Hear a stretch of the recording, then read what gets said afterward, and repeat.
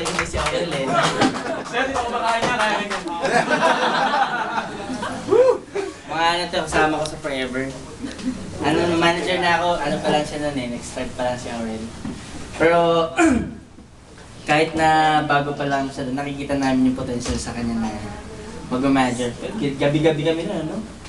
Basag-basag utak nito kasi, alam mo yun, dahil sa amin, natigil to sa mag-aaral. Pinapipili na magulang, ano, lalayas ka dito, ano. Di ba pare, no? Pero after few months, naglabas ho ng rebo. Wow. Ganun ho, kalupit na siya. Parang pakan yung mga... Malakas ba? Hindi. Okay lang? Ano, magmamay? Asa may lapel ko dito? Hindi ako sanay mag-mic eh.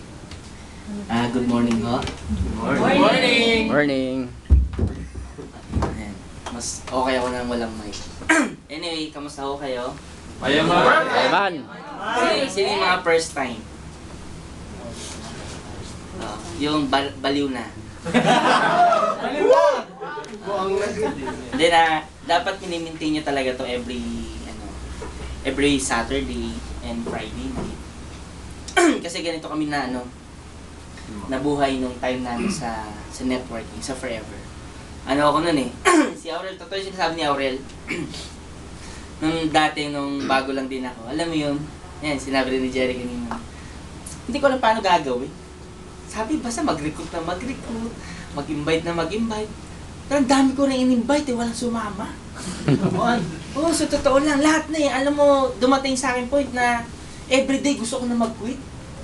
Ganun. Kasi alam mo bakit, hindi ko alam na may training pala. Diba, hindi pala, may mga ganito pala. Alam mo, minsan kala nyo wala kayo natututunan. Actually, mas malupit sa knowledge yun na nangyayari sa inyo. Alam nyo kung ano? Sinisilaban yung buong pagkatao mo. Ito yung habang nakaupo ka dyan, ganito nararamdaman mo pagkatapos magsalita ng speaker. Di ba naman ganun ka? Pagkatapos magsalita ng speaker, sabi mo, hello! Di ba, hindi ka mapakalita ka mali. Yun ho yung kakaiba dito sa training. Yung may nangyayari sa'yo na hindi mo namamalayan, it creates an inner aura. Nakaka mo?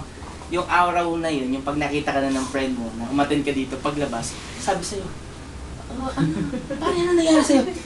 Hindi, wala pare kasi ani. Basta pare. May sanip siya. So,